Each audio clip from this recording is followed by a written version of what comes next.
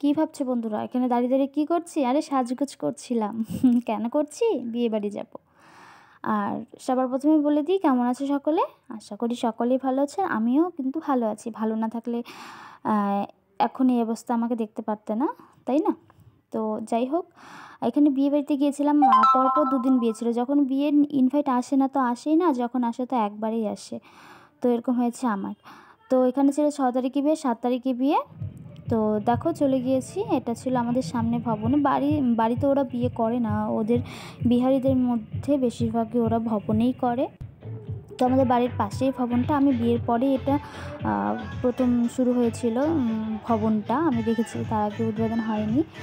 তো যতবারই বিয়েতে গিয়েছি আমি বেশিরভাগ এই ভবনটাতে গিয়েছি। আমাদের ওখানে এটাই সবথেকে বড় ভবন ছিল।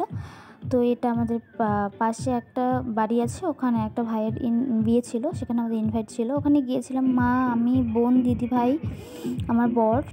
যেহেতু পাশেই বিয়েবাড়িটা ছিল, তো ওখানে আমার মারা আগে চলে গিয়েছিল আর আমার বর এসেছিল ডিউটি থেকে রাত ৯টা। তো আমি তখন গিয়েছিলাম, ওয়েট করেছিলাম। আর ওখানে গিয়ে দেখো আমি খেতে চলে গেছি স্টলে। তো এখানে বোন বলছিল, বোনটা আগে গিয়েছিল, বলছে পাস্তাটা ভালো করছে, ওখানে খেয়ে নাও। তারপর এটা খেয়েছিলাম। তারপর ওখানে ভাবলাম কি একটু চাট খেয়ে আসি। আর অনেক স্টল করেছিল, কিন্তু সেরকম ভালো লাগেনি আমার। এটা ভালো লেগেছিলো, ভাবলাম চাট খেয়ে আসি। তো ওখানে আঙ্কেলটাকে বলছিলাম, তো ওখানে নাকি গরম হবে কিছু একটা, বলছিল কিছু একটা চপ ধরনের কিছু একটা দেয়। তো ওখানে লেট হবে যে কারণে আর খাওয়া হয়নি। তারপরে এখান থেকে চলে গিয়েছিলাম একদম খাওয়া দাওয়ার, মানে মেন খাওয়া দাওয়ার আর কি ওখানে। কারণ কি মারা খেতে বসে গিয়েছিল, আমাদের জন্য ওয়েট করেনি, কারণ অনেক ভিড় ছিল। কারণ যে তাড়াতাড়ি খেতে পারবে ওদেরই ভালো। তো এখানে একদম খাওয়া দাওয়ার ওখানে চলে গিয়েছিলাম। চলো তোমাদের আমি সেটাও দেখিয়ে দিব। আর যেটা বলছিলাম ৬ তারিখ ৭ তারিখ আমাদের ইনভাইট ছিল। তো ৭ তারিখে আমার ভাগ্নির অন্নপ্রাশন ছিল, সেখানে আমার যাওয়া হয়নি কোনো কারণে। কারণ মার যাওয়ার কথা ছিল কুম্ভ মেলাতে, সেখানে যাওয়া হয়নি, টিকিট হয়নি। তো সেখানে হুট করে আর যাওয়া হয়নি। আর এখানে পাশের বাড়ির আন্টিটার বিয়েতে যেতেই হবে, মানে বোঝোই তো, পাড়াতে এক জায়গাতে থাকলে আর কি সবার মন তো রেখে যেতেই হবে। ওরা আমাদের বাড়িতে আসে, আমাদের বাড়িতে ওদের বাড়িতে তো যাওয়া দরকার, তাই না? তো যে কারণে মার শরীরটা খারাপ লাগছিল, তবুও যায়নি। মা কিন্তু ছিল, মার যাওয়ার কথা ছিল, কুম্ভ মেলাতে যাওয়া হয়নি।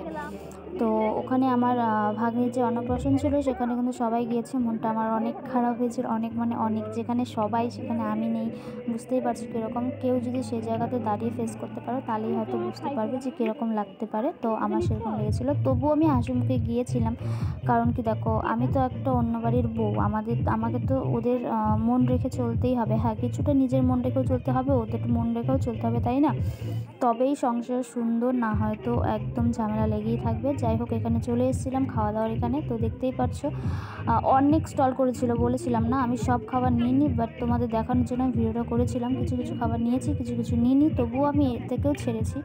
আর এখানে দেখো ক্যাটারিংয়ের দিদিটা আমার চামচটা সরিয়ে নাও। আর এখানে ক্যাটারিং একটাই ভালো লেগেছিলো, যেহেতু আমি বাঙালি, আর এখানে সব বাঙালি ক্যাটারিংয়ের সকলে ছিল।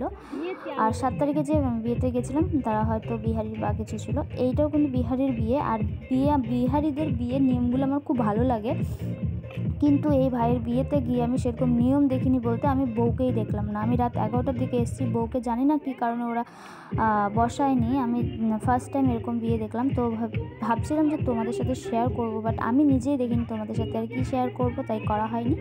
আর যেহেতু ওরা বিহারি, ওদের বিয়েটা, আসল বিয়েটা কিন্তু বিহারেই হয়। বিহার থেকে এসেছিলো ৫ তারিখে, কার্ডে লেখা ছিল যে ৫ তারিখে বিয়ে, ৬ তারিখে বৌভাত, যাই হোক রিসেপশন। তো ৫ তারিখে ওরা এসেছে বিহার থেকে, বিয়ে করে ভোরবেলা হয়তো চলে এসছে, টায়ার্ড ছিল। ওরা হাতে ২ দিন টাইম নিতেই পারতো আমার মতে, যাই হোক ওদের হয়তো ইচ্ছা হয়নি। যাই হোক আমার মতে মনে হচ্ছিলো যে ওরা টাইম নিতেই পারতো, কোনো ব্যাপার না। তারপর এখানে খাওয়া দাওয়া করে নিয়েছিলাম, করার পরে তারপরে এখন গিফট দিব কার হাতে, গিফট এত ভিড় দিতে পারছিলাম। তারপর গিয়ে দেখি এত তত্ত্ব পাঠিয়েছে মেয়ের বাড়ি থেকে, দেখে আমার অনেক ভালো লেগেছিলো। এর কিন্তু সব তত্ত্ব যত কিছু দেখতে পাচ্ছ সব কিন্তু মেয়ের বাড়ি থেকে পাঠিয়েছে। জাস্ট আমার অসাধারণ লেগেছে জিনিসটা। তোমাদের কেমন লেগেছে অবশ্যই কমেন্ট করবে। আর আমাকে ভিডিওতে কেমন লাগছে, মানে আমি অল্প দেখিয়েছি আমাকে, তো অবশ্যই কমেন্ট করবে। আমার যাকে কেমন লাগছিলো, আমার দিদিভাইকে কেমন লাগছিলো, সবাইকে তো তোমরা কমেন্ট করে অবশ্যই জানাবে, আমার ভালো লাগবে। তো তারপর এখানে বেশিক্ষণ আর কাটাইনি, যেহেতু বউই দেখতে পারলাম না। ওখানে যাওয়ার মানেই তো হলো বউ দেখা, তাই না? যতই বলো, আমি কিন্তু কোনো বিয়েবাড়িতে গিয়ে আমি বেশি খেতে পছন্দ করি না। স্টলে টুকটাক যেগুলো থাকে সেগুলো খেতে ভালো লাগে।